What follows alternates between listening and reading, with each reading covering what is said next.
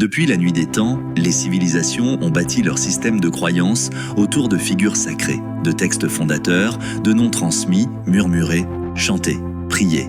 Mais une hypothèse radicale, née à la croisée de l'ésotérisme, de la psychologie collective et de la mystique, mérite d'être explorée. Et si Jésus lui-même était un égrégore est une entité psychique autonome, née de la convergence d'énergie mentale, émotionnelle et spirituelle partagée par un groupe de personnes.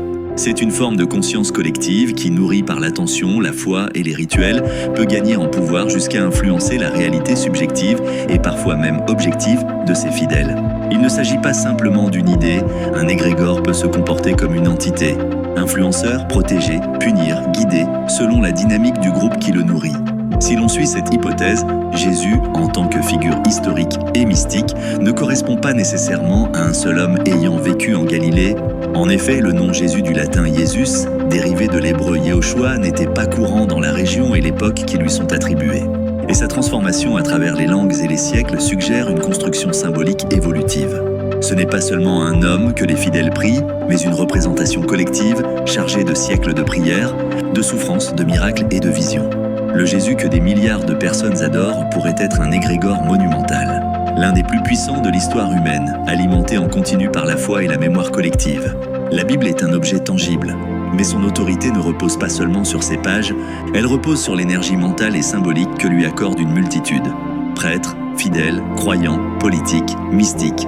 Ce pouvoir ne réside pas dans l'encre, mais dans le consensus spirituel qui entoure ces textes. Ainsi, la Bible pourrait être perçue comme un égrégore textuel, un livre animé par la conscience collective de ses lecteurs. Sa force vient du fait qu'on y croit, qu'on le cite, qu'on le lit à voix haute. Et si demain plus personne n'y croyait, la Bible ne serait plus qu'un livre parmi tant d'autres. Son égrégore s'effondrerait. Certaines traditions spirituelles, comme certaines formes de chamanisme, de spiritualité africaine, océanienne ou même orientale, n'ont pas de livre sacré unique. Leur savoir estromané est transmis oralement, à travers des rituels, des danses, des symboles vivants. Serait-ce une protection contre la cristallisation d'un égrégore trop puissant ? Ont-ils perçu consciemment ou non que la fixation d'un nom, d'un texte, d'un dogme pouvait donner naissance à une entité autonome capable d'échapper à ses créateurs ? Et si ces traditions avaient compris que répéter un nom, l'adorer, le charger de sens, c'est lui donner vie jusqu'à en faire une force agissante. Refuser de nommer, de fixer, de graver dans la pierre ou le papier pourrait alors être un acte de sagesse profonde pour maintenir la fluidité du sacré. La question qui se pose est donc la suivante. Qui nourrit qui ? Prier une entité, ce n'est pas simplement se connecter à elle, c'est l'alimenter. En prononçant le nom de Jésus, en lisant la Bible, en y mettant toute sa foi, on donne de la substance à l'égrégore. Et ce pouvoir peut être lumineux ou sombre, car un égrégore, comme toute entité, peut évoluer, se corrompre, se fragmenter, se retourner contre ceux qui l'ont engendré.